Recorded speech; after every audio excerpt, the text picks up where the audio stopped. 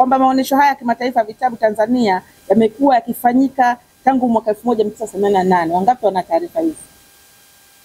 Ni kama vile wengi wetu hatujui, lakini this is the fact kwamba tuko na aina hizi za maadhimisho tangu mwaka 88, na mwaka huu maadhimisho haya ni mara ya 32. Maonesho haya yameandaliwa kwa ushirikiano wa karibu na chama cha uchapishaji PATA, viongozi, mwenyekiti na katibu hawa hapa mbele, na sisi bodi ya huduma za maktaba.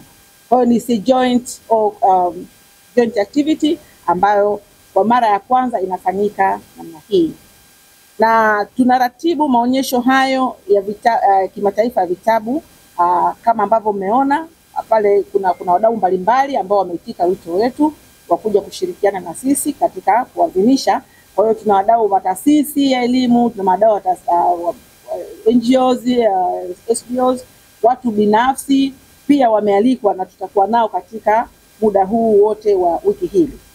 Maonesho haya ni sehemu ya mtiririko wa maonesho makubwa ya vitabu duniani kama vile Frankfurt Book Fair, London Book Fair, Cairo International Book Fair, Sharjah International Book Fair na Nairobi International Book Fair. Na hapa nakumbuka mwaka jana tulipata mwaliko National Library ya Tanzania kuhudhuria yale ya Cairo. Kwa bahati mbaya bahati ikuwa kwa maandalizi yalikuwa mazuri, kwa hiyo hatukushiriki, lakini mialiko kama hii ni common duniani. Lakini pia kupitia ushirika huu sasa Tanzania inaunganishwa kwenye ramani ya dunia kama taifa linalotambua na kuthamini mchango wa vitabu katika kukuza maarifa, uchumi wa maarifa na uhifadhi wa utamaduni wa taifa. Maonesho haya yana malengo kadhaa muhimu na napenda hapa kuyataja.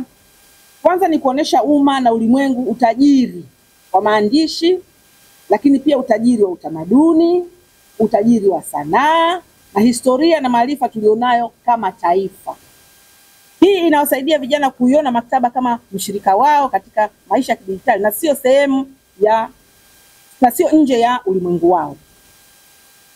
Mashindano ya tuzo za vijana tulishaongea, lakini mpango shirikishi na vikundi vya vijana pia ni humo kwamba tunaendelea kushirikiana na shule. As we are speaking, TLSB na matawi yake yote nchini, wilaya, mikoa, tarafa, na sasa tunaenda kwenye maktaba jamii. Huko wakutubi wetu, watumishi wetu wanakwenda kwenye mashule mbalimbali. Tumekuwa na consultations za vyuo mbalimbali, lakini sasa kama nilivyosema tutajikita pia kwenye vikundi vya vijana kuwapa kushirikiana nao. Umma na ulimwengu ufahamu kuwa maonesho ya 32 ya kimataifa ya vitabu Tanzania yataanza rasmi siku 2 zijazo, tarehe 21 mwezi wa 11 mwaka 2025, na yatadumu kwa muda wa siku 6 hadi tarehe 26 mwezi huu wa 11 mwaka 2025. Maonesho ya vitabu ya kimataifa hapa kwetu na duniani kote ni fursa kwetu kama watu, kama binadamu, kama waundaji wa maarifa, kama wabunifu, kama wasanii, kueleza ulimwengu yapi tumeyafanya, yapi tunayajua.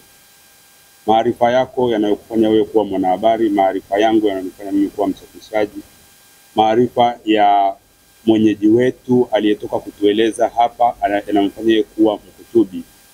Ni maarifa ya zaidi ya miaka 1000 iliyopita. Na basi na vitabu, pasipokuwa na vitabu, basi mimi na wewe tungekuwa vijitu vya ajabu huko porini.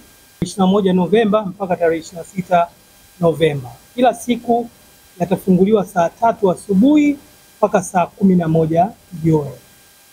Sasa kwa hivyo katika maonesho hayo vitu gani ambayo unaweza ukafanya? Unaweza kutembelea mabanda ya maonesho ambayo yana vitabu vya kila aina na kutoka kila sehemu duniani. Basi yatakuwepo na mashindano kushindanisha kusoma, uelewa, kuandika, kuchora na kadhalika. Watoto watakuwa wanafurahi tu. Sawa? Tarehe 21 ndio kutakuwepo na ufunguzi rasmi. Ufunguzi rasmi utakuwa tarehe 21 saa 4 asubuhi, ambapo tunatarajia mgeni rasmi atatoka Wizara ya Utamaduni. Au kama mnavyoelewa hakuna kitu kinapangwa kwa siku moja. Katika kipindi ambacho tulikuwa tunapanga haya maonesho ilikuwa kipindi cha kampeni. Kwa hivyo viongozi wote hawakuwepo ofisini na hawakuwa na uhakika wa kurudi, lakini tumepata ridhaa kutoka Wizara ya Utamaduni kwamba kiongozi kutoka Wizara ya Utamaduni atakuja kufungua maonyesho yetu. Vile vile kutakuwepo na ufungaji rasmi tarehe 26 jioni, na katika ufungaji huo vile vile tutapata kiongozi kutoka Wizara ya Elimu. Tunaendelea kufuatilia, kama juhudi zetu zikifanikiwa, basi tutakuwa na waziri katika ufunguaji na tutakuwa na waziri katika ufungaji. Ili kuwa mwanafamilia bora wa Global TV, usisahau kusubscribe, like, kushare na kucomment. Baada ya kusubscribe, bonyeza alama ya kengele ili kupata taarifa kwa kila video inayopanda Global TV Online.